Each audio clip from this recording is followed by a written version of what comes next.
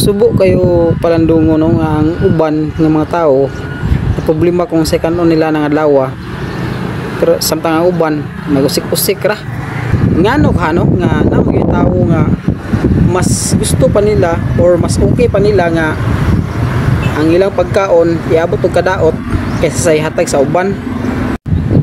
Sakto man pud na nga mamundo ta og mga pagkaon kay wa man ta kahibaw sa panahon, pero di pud siguro sakto nga maabot ang iabot sa panahon nga madaot na bitaw di na mapuslan.